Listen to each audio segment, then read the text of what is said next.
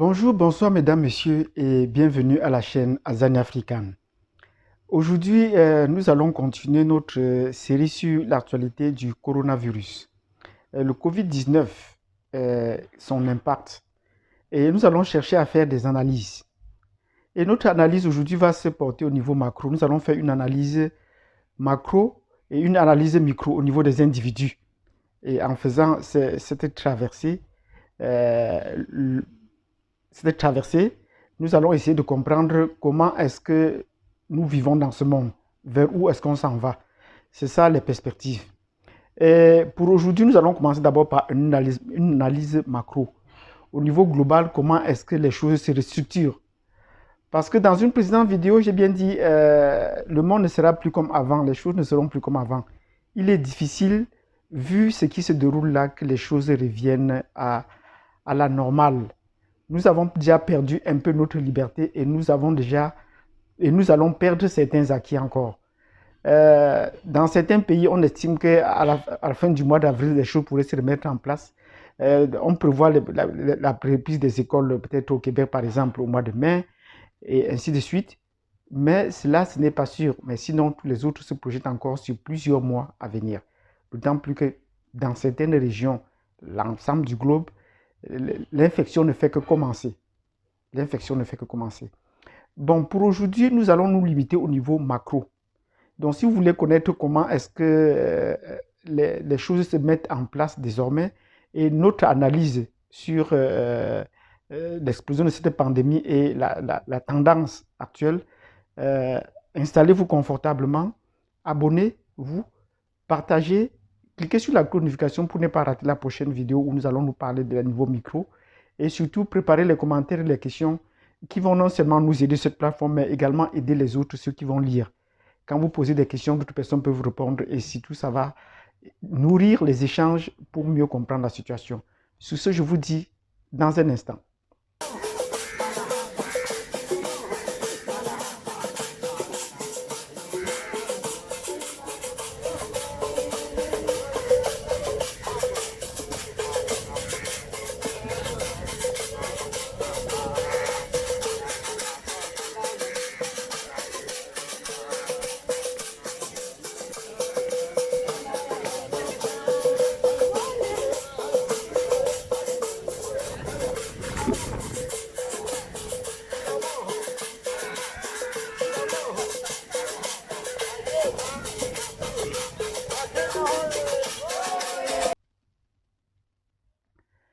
Bienvenue donc à la chaîne Azania African. Aujourd'hui, nous allons parler de l'impact macro sur le plan géopolitique, l'impact macro de cette infection, de cette pandémie qui commence à prendre de l'ampleur. L'impact comment? Au début de cette infection, de cette pandémie qui a eu lieu, le point de départ a eu lieu en Chine, dans la ville de Wuhan, nous avons fait des vidéos sur la base de recoupage des informations que nous avons à notre disposition et de toutes les informations qui circulaient dans les réseaux sociaux. Et il était clair que ce n'était pas un virus naturel, que c'était plutôt un virus artificiel fait de main d'homme.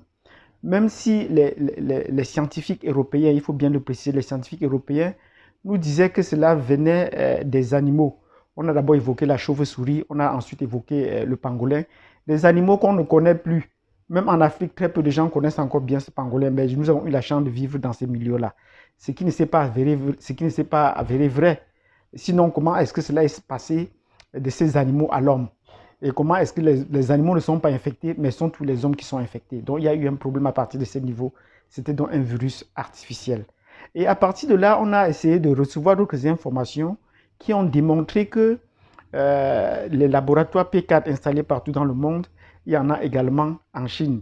Et dans la ville de Wuhan, dans la province du Hubei, cet laboratoire a été piloté par la Chine et la France. Et les brevets d'invention sont sortis de l'Union européenne pour attester tout cela. Et tout cela, vous allez voir sur les réseaux sociaux.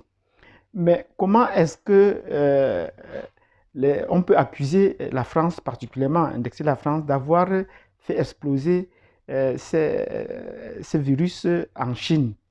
Est-ce que c'était une guerre économique que la France voudrait livrer par procuration à la Chine pour essayer de stopper son avancée? Ou est-ce que c'était un test pour voir à quel niveau la Chine pouvait retourner dans ses retranchements, la repousser dans ses retranchements pour pouvoir surmonter cette crise-là?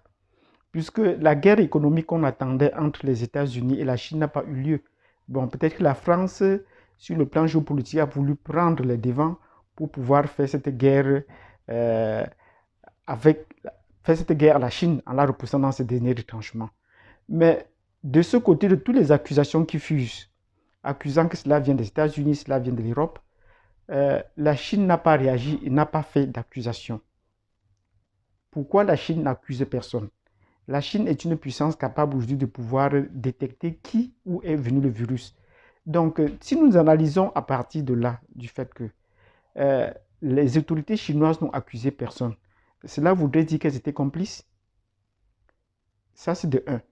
Si cela voudrait dire qu'elle était complice, est-ce que c'était légalement l'occasion, si elle a pu accepter cela, de pouvoir montrer qu'elle était une grande puissance en surmontant ce virus? Donc voilà les deux questions que nous allons nous poser.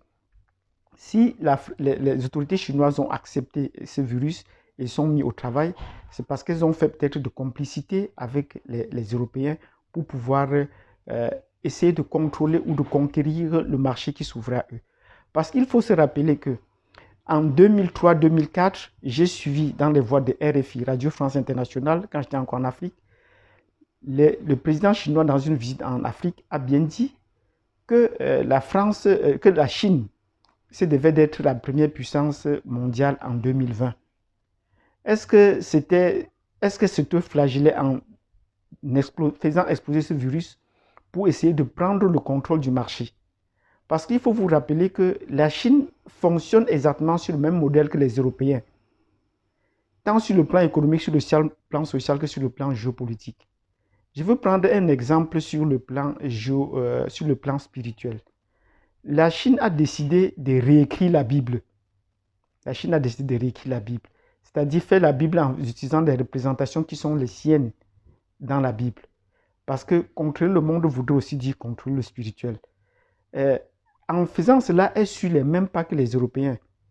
La Bible est un document où il n'y a pas de droit d'auteur. Chacun peut faire sa Bible parce que ça n'appartient ni à l'Europe, ni à l'Afrique, ni à l'Asie, ni à l'Amérique. On vous dit que ça concerne le peuple entier. Non, mais en fait, les personnages qui sont décrits dans la Bible sont des personnages noirs, sont des personnages africains. Or, vous savez, tout ce qui appartient de bien à l'Afrique appartient à l'humanité. Il faut bien savoir cela. Les Européens considèrent que tout ce qui a de bien, s'il y a la forêt qui peut générer la biosphère et contrôler, ça appartient à l'humanité. S'il y a les minéraux illimités en Afrique, ça appartient à l'humanité. C'est le devoir des Européens de venir exploiter cela pour faire profiter l'humanité. Tout ce qui appartient de bien à l'Afrique appartient à l'humanité. Donc, si les Chinois décident de réécrire la Bible à leur façon, les Européens n'ont pas à se plaindre du changement de cap qui peut être apporté là-dessus. Donc, l'Europe comme la Chine vont dans le même sens. La Chine ne suit que les pas de l'Europe dans ce qu'elle fait dans sa conquête spirituelle du monde. Voilà un exemple que nous sommes en train de prendre. Maintenant, sur le plan économique, on vous a dit la Chine a mis sur pied une puissante compagnie Huawei de téléphonie qui est en train de contrôler l'essentiel qui est en train de vouloir contrôler l'essentiel du marché téléphonique. Et les Occidentaux se plaignent, alors qu'on est déjà, qui sont encore à 3G, la Chine est passée à 5G. Et on disait que leur pylône, c'était le piratage, ainsi de suite. Mais certaines informations fusaient déjà sur les réseaux sociaux. La Chine attendait qu'on fasse une déclaration claire, qu'on lui fasse des accusations claires sur ce qu'on lui reproche. Or, certaines autorités chinoises affirmaient que la Chine ne fait que ce que les Européens font aussi en matière d'espionnage. On utilise le téléphone pour espionner les gens. Et vous connaissez bien les cas où la Maison-Blanche, où les autorités américaines ont espionné les autorités européennes, la France, l'Allemagne, l'Angleterre, ils ont mis ces pays-là sur écoute. Donc, la Chine ne suit que ces pays en mettant dans ses téléphones des dispositifs qui permettent de suivre ou d'écouter les conversations téléphoniques ces. Bon, comme je vous disais tantôt, La Chine donc a pour mission, a pour vocation, la Chine se donne donc pour mission d'être la première puissance du monde. Et pour ce faire, elle copie donc le modèle européen point par point. Les Européens ont, pour étendre leur domination sur le reste de la planète, ont commencé une guerre bactériologique. Et vous savez, cette guerre bactériologique a commencé, par exemple, ici au Canada, depuis le XVIIIe siècle, quand ils sont arrivés, en empoisonnant les couvertures qu'ils ont distribuées aux Indiens et qui les a décimés. Ils ont importé la variole ici, qui a décimé les Indiens, et les Indiens ont presque disparu. C'est la même chose qu'ils ont fait en Amérique, en Océanie. Donc, vous vous rendez compte que la Chine va également de ce point de vue-là. Ça veut dire qu'elle fabrique ses propres virus, qu'elle essaie de prendre. Ça peut tuer quelques milliers de personnes chez eux, puisque 2000 personnes qui meurent par jour en Chine, c'est une goutte d'eau dans la mare comparé à ces mêmes 2000 personnes. En Europe, ça va être un trou énorme. Donc, vous constatez qu'elle peut sacrifier carrément 15 millions de personnes pour pouvoir passer à une étape supérieure. Et vous vous rendez compte, aujourd'hui, la Chine va à l'aide de l'Europe, en commençant par l'Italie. Les Français se rendent compte que même les masques, eux, ils ne produisent pas. Il faut se retourner vers la Chine pour avoir ces masques. Même s'il faut produire assez de millions de doses de chloroquine en liquide ou en comprimé, c'est trouve vers la Chine qu'on va se retrouver pour avoir une production de masse en quantité dans un temps record. On se rend compte que par ce virus, par cette pandémie, la Chine est en train de prendre le contrôle de la guerre médicale qu'elle se livre. Et pour stopper cela, les grandes puissances ne peuvent pas accepter, les États-Unis en particulier, ne peuvent pas accepter cela de cette oreille. C'est pour ça qu'elles se ferment et chacun essaie de développer cette stratégie-là à son niveau.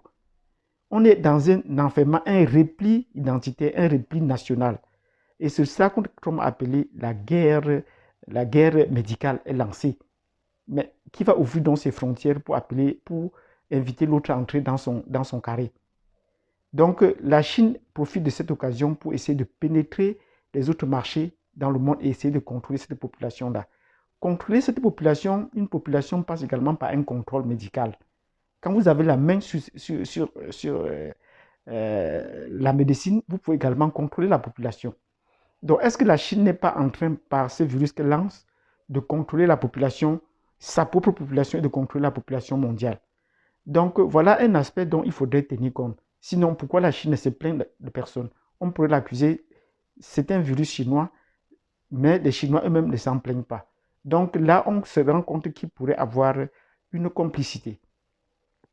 Mais d'un autre côté, quand on se rend compte comment les Européens ont de la peine à s'en sortir dans ce bourbier, malgré le fait qu'ils crient qu'ils ont une médecine assez avancée, mais cela met en cause leur fragilité. Donc, est-ce que sur le plan géopolitique, l'Europe n'est pas en train de perdre pied pour le contrôle médical de la planète? L'Europe est en train de perdre pied sur le contrôle médical de la planète, puisque les États-Unis, avec qui ils étaient de connivence, les États-Unis font maintenant bande à part. Et l'Europe est en train de s'engluer. Et on voit maintenant des pays dits du tiers-monde, comme Cuba, qui sont en train de venir à la rescousse des Européens. Est-ce que la citadelle européenne n'est pas en train de s'effondrer sur le plan scientifique et sur le plan médical? C'est un aspect qui serait important d'explorer pour essayer de comprendre la situation actuelle et de voir vers où est-ce qu'on va. Donc, je voudrais profiter par cette vidéo pour essayer de sensibiliser les uns et les autres, d'apporter leur point de vue pour qu'on essaie de mieux comprendre la situation du monde.